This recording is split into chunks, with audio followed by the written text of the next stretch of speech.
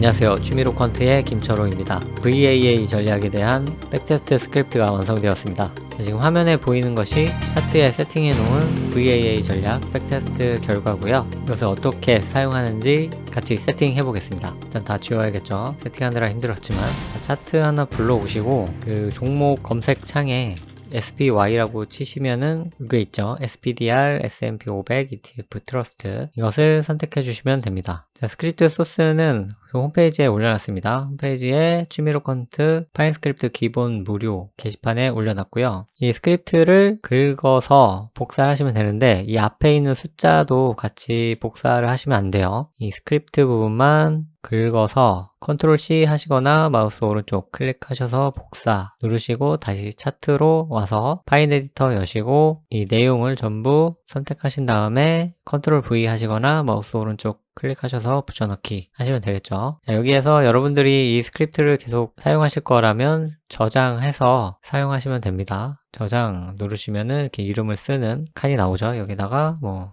VAA 전략 백테스트 이런 식으로 저장해 놓고 쓰시면 됩니다. 그 다음에 이제 차트에 넣기를 눌러보세요. 시간이 좀 오래 걸립니다. 7개의 자산군을 다 계산해야 되기 때문에 좀 기다리시면은 이렇게 여러 가지 지표가 하나로 합쳐진 형태의 지표가 나옵니다. 좀 정신이 없죠. 그래서 얘를 각각 분리를 시켜줘야 돼요. 여기에서 바로 분리를 시켜줄 수가 있는 건 아니고요. 새로운 지표를 다시 여기에다가 차트에 넣기를 눌러서 이런 식으로 적용을 한 다음에 필요한 부분만 취하면 됩니다. 가장 처음으로는 모멘텀 스코어에 대한 결과만 보여줄 거예요. 지표 설정 창은 지표 이름 위에 마우스를 올려놓으시면은 톱니바퀴 모양 아이콘이 뜨거든요. 이것을 클릭하시거나 이 지표를 더블 클릭하시면 됩니다. 그러면 일단 입력값에 대한 창이 나오고요. 이 모습을 눌러보시면 이 지표를 어떻게 보여줄 것인가에 대한 설정 창이 뜹니다. 처음에는 이 공격 자산에 대한 모멘텀 스코어만 표시를 해줄 거예요. 이 네 번째까지만 이제 체크 표시를 해주시고 그 외에는 다 체크 표시를 없애줍니다. 그러면 해당하는 지표는 이제 보여지지가 않거든요. 그래서 이렇게 네 가지만 이제 표시를 해주는 거죠. 확인 눌러보시면은 이렇게 공격 자산에 대한 모멘텀 스코어만 표시가 되는 것을 볼 수가 있습니다.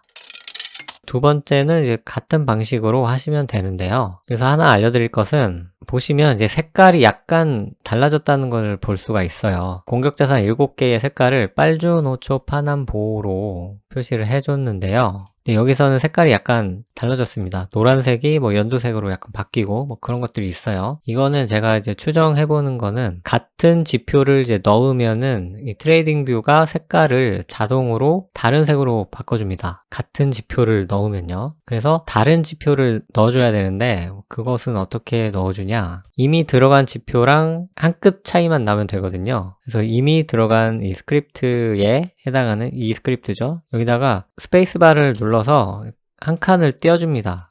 아무데나 띄워주시면 돼요. 그렇다고 뭐 이런 함수나 변수에 이렇게 띄워 넣으시면 안 되고요. 스크립트에 영향이 없는 부분 주석 뒤에 그 스페이스바를 눌러주시면 되겠죠. 그래서 이렇게 한 칸 띄면은 처음 들어간 스크립트랑 이제 다른 스크립트로 인식이 됩니다. 그래서 차트에 넣기를 눌러보시면 제가 처음 세팅한 그 색깔대로 빨주노초 파남 보가 나오는 걸 볼 수가 있죠. 이거는 뭐 굳이 앞에 넣은 지표랑 색깔을 똑같이 맞출 필요는 없는데 여기에 보시면 이제 월별 수익률에 해당하는 부분을 이 색깔이랑 이제 맞췄기 때문에 저는 굳이 이렇게 하는 것이 더 이제 보기가 좋아서 이렇게 하는 것일 뿐입니다. 그래서 색깔에 뭐 그렇게 큰 의미가 없는 지표라고 하면은 뭐 굳이 이렇게까지는 할 필요가 없어요. 그래서 두 번째로는 이렇게 수비 자산에 대한 모멘텀 스코어 결과만 표시를 해줬습니다. 이렇게 하면은 일단 모멘텀 스코어는 표시가 다 됐고요.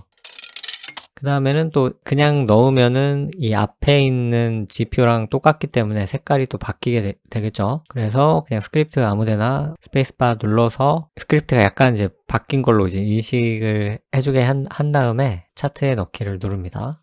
이렇게 기다리는 동안에 그냥 톱니바퀴 눌러가지고 진입하셔도 돼요. 그러면은 모멘텀 스코어는 이제 필요가 없으니까 다 지워주시고 이번에 월별 수익률만 나타내 줘 보겠습니다.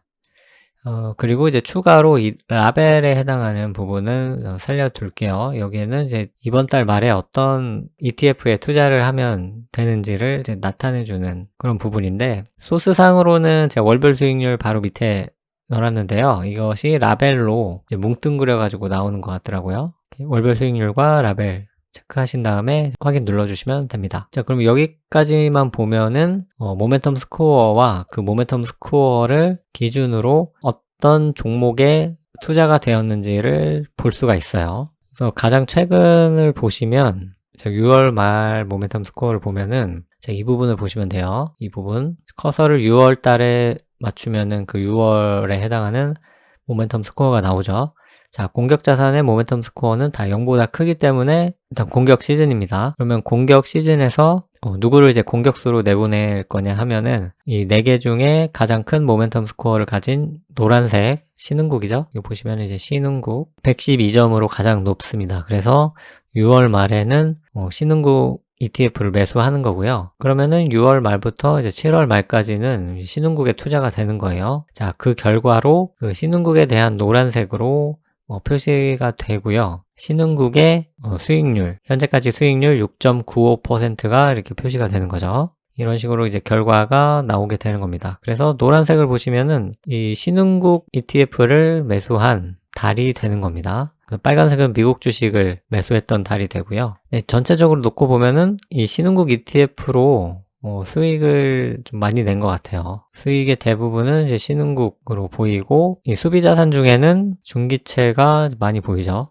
당연히 단기채보다 중기채의 수익률이 높기 때문에 단기채가 나오더라도 이렇게 눈에 띄지는 않습니다. 그리고 미국 회사채에도 가끔 이제 투자가 되는데, 최근에는 수익률이 좋았지만, 그렇게 숙률이 좋아 보이진 않네요. 과거로 보면은. 그래서 전체적으로 보면은, 신흥국하고 중기채에 많이 들어가 있는 걸로 보입니다. 이 미국 ETF에는 2019년에는 좀 들어와 있었는데 과거에는 그렇게 보이지가 않네요. 자, 그리고 이제 최근을 보시면 일단 7월이 진행 중이에요. 그래서 이제 7월 말까지 이 모멘텀 스코어는 변할 겁니다. 근데 지금 날짜 기준으로는 이 신흥국의 모멘텀 스코어가 가장 높죠. 155.87점. 그리고 공격 자산들의 모멘텀 스코어는 다 0보다 크고요. 공격 시즌이니까 만약에 모멘텀 스코어가 이대로 유지된다 하면은 이번 달 말부터 다음 달 말까지 또 신흥국을 또 가져가는 거죠. 그러면 이미 6월 말에 신흥국을 갖고 계셨던 분들은 그냥 다음 달도 신흥국 계속 가져가시면 되는 겁니다.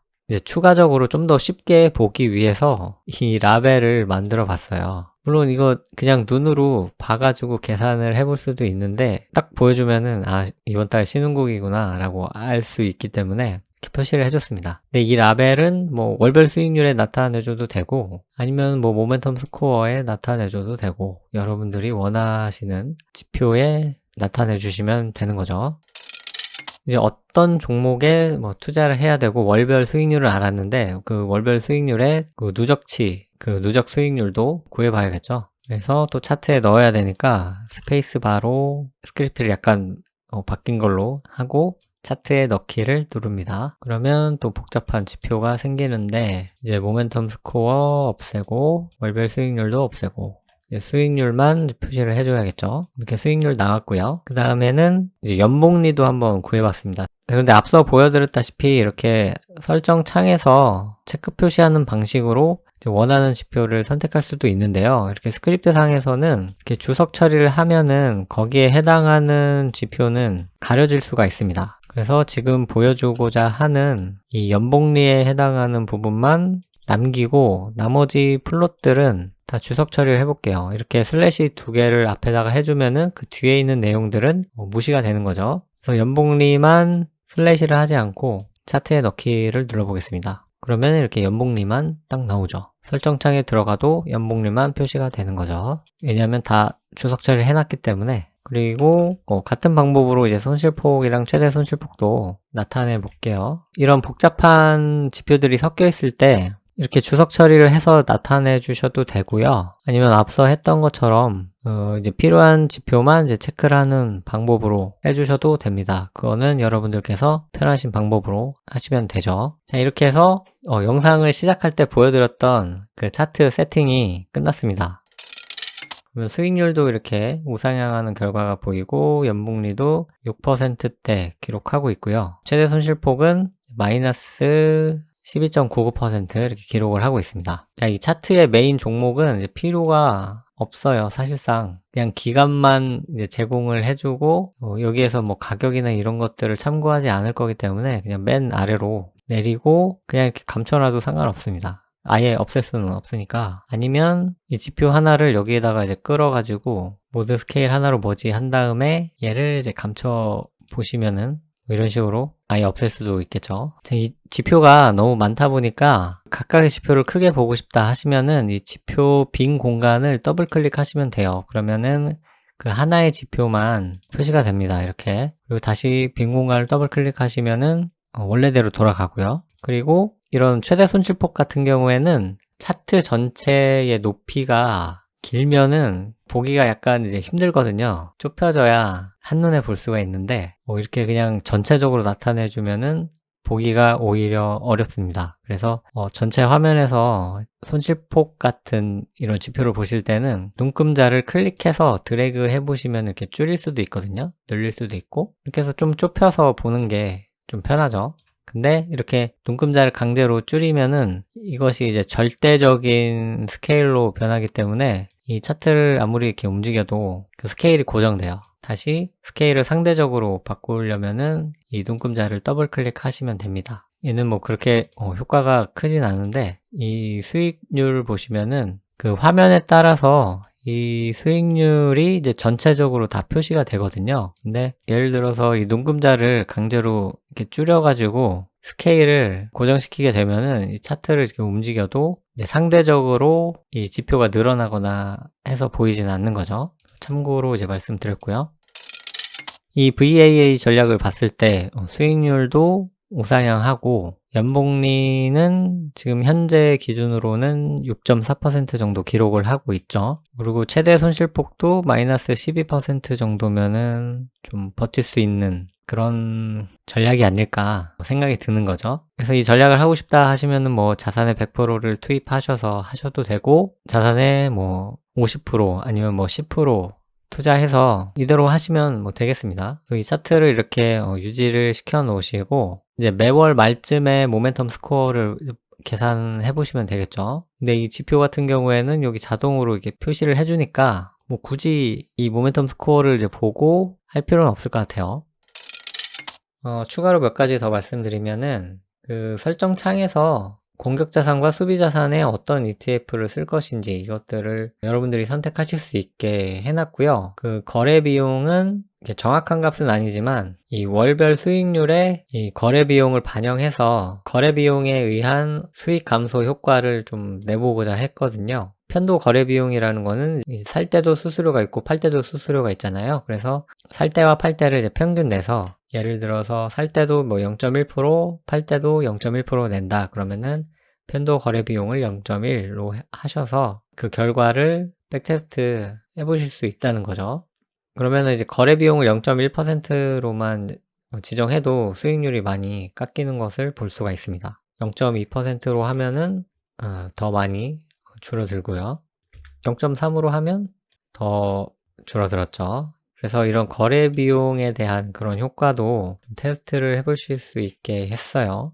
근데 이렇게 지표가 지금 6개로 이제 나눠져 있다 보니까 만약에 여기서 이제 거래 비용을 0.1로 했다 그러면 다른 애들도 다 0.1로 이렇게 하셔야 돼요. 그래야 이 같은 조건에 의한 결과를 보여줄 수 있는 거죠. 그래서 이 거래 비용을 바꾸시면은 이 월별 수익률과 수익률, 연복리, 손실폭 결과가 약간씩 달라지고요. 이 모멘텀 스코어에는 영향을 주지 않습니다. 그래서 아주 정확하진 않지만 그래도 거래 비용에 대한 효과를 어느 정도 추측해 볼 수 있게 그렇게 만들었고요. 또 날짜를 지정을 해줄 수가 있습니다. 그래서 예를 들어서 뭐 2014년부터 이 전략을 했을 때의 수익률 그런 것들도 테스트를 해볼 수가 있다는 거죠. 그러면 2014년부터 했을 때는 뭐 지금까지 49% 기록하고 있고 연복리는 6.4%, 최대 손실폭은 뭐 7.6%다. 뭐 이런 식의 결과를 볼 수가 있는 거죠. 자, 근데 만약에 트레이딩 뷰를 무료로 사용하고 계신 분들은 이렇게 지표를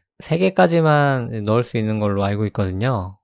그렇기 때문에 만약에 여러분들이 넣을 수 있는 지표의 수에 한계가 있다라고 하시면은 좀 불편하시긴 하겠지만 이렇게 하나에다가 지표를 설정해 놓으시고 이렇게 원하는 지표를 그때그때 바꿔가면서 보시는 그런 방법을 쓰셔야 될 것 같아요. 이런 식으로 좀 번거롭긴 하지만 예, 이런 식으로 하시면 될 것 같습니다. 자, 이렇게 해서 오늘은 VAA 전략을 백테스트 할 수 있는 지표를 트레이딩 뷰에서 세팅해 봤고요. 이 백테스트 지표를 가지고 몇 가지 테스트를 해볼 수가 있거든요. 지금 세팅되어 있는 종목 외에 다른 종목들을 가지고 와서 테스트를 해볼 수도 있습니다. 그래서 지금은 레버리지가 들어가지 않은 종목이지만 만약에 레버리지가 들어간 종목을 넣었을 때 수익률이 개선될지 아니면 나빠질지 이런 것들도 얼마든지 백테스트 해볼 수가 있거든요. 다음 시간에는 VAA 백테스트 지표를 가지고 레버리지 ETF를 사용했을 때 과연 수익률이 더 좋아질지 안 좋아질지 그것을 테스트해보는 시간을 갖겠습니다. 여러분들이 직접 여기에 해당하는 그 레버리지 ETF를 찾으셔서 먼저 해보셔도 좋고요. 예상을 해볼 수도 있겠죠. 수익률이 이렇게 좋으니까 레버리지를 쓰면은 수익률이 더 높아질 것 같다. 아니면은 레버리지는 큰 수익이 나지만 손실일 때도 더 큰 손실이 나기 때문에 큰 손실이 누적돼 가지고 수익률이 더 안 좋아질 것이다. 그런 것들도 추측해 볼 수가 있겠죠. 그래서 그것은 이제 다음 시간에 이제 결과를 잘 정리해서 같이 알아보는 시간을 갖겠습니다. 그럼 저는 다음 시간에 더 유익한 영상으로 찾아뵙겠습니다. 고맙습니다.